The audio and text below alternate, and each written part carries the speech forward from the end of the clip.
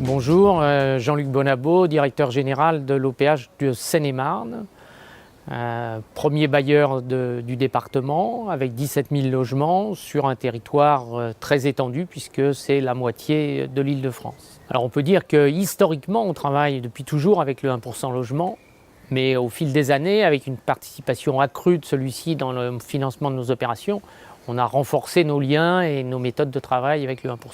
Alors aujourd'hui, on travaille avec eux sur tout type d'opérations. C'est vrai qu'on est amené à faire des petits programmes, la Seine-et-Marne ayant aussi des villes de petite taille dans lesquelles on nous demande de faire plutôt des petits programmes auxquels on peut associer le 1% logement, mais aussi dans les plus grandes villes, des territoires, enfin des programmes de plus grande taille.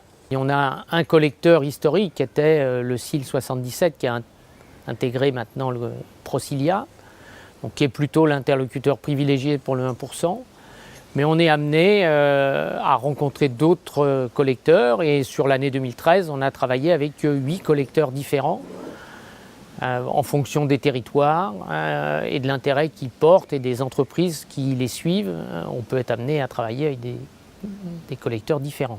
Donc c'est nous qui les sollicitons, ou le fait qu'on se connaisse bien fait que de temps en temps, c'est eux aussi qui nous appellent pour nous demander si sur certains territoires on pourrait avoir des opérations à financer. Ce protocole qui a été signé par la Fédération n'a pas modifié profondément nos manières de travailler, mais il a permis pour nous d'avoir plus de clarté dans les fonds qui étaient mis à notre disposition, et puis d'essayer d'obtenir plus d'égalité de traitement entre les OPH et les ESH. Comme vous le savez, Action Logement, c'est ce qu'on appelait autrefois le 1% logement, c'est-à-dire une contribution des entreprises pour faciliter l'accès au logement dans l'idée de faciliter l'accès à l'emploi.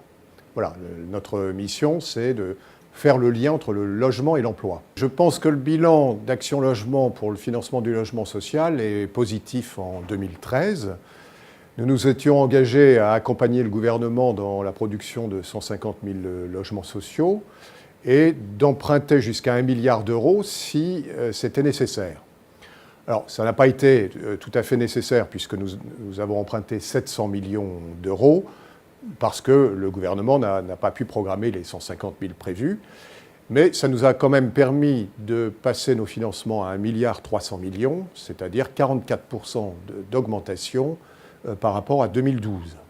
Ce que nous a apporté le protocole avec la Fédération des offices, c'est d'abord de mieux nous connaître, parce que j'ai pu remarquer qu'il y avait plein d'idées un peu préconçues de part et d'autre, et que rien ne valait le dialogue et l'objectivation des choses. Et donc, nous avons eu l'occasion d'avoir plusieurs séances de travail avec la Fédération, pour mieux faire comprendre nos dispositifs, nos priorités, et aussi en région, puisque je crois avoir accompagné, soit personnellement, soit avec un représentant d'Action Logement, environ 8 réunions régionales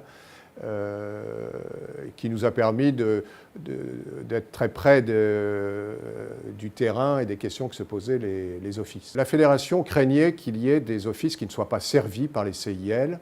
À ma connaissance, aujourd'hui, la commission de recours qui a été instituée au niveau de l'Union ne devrait pas être saisie de refus de financement. En tout cas, je n'en ai pas eu connaissance.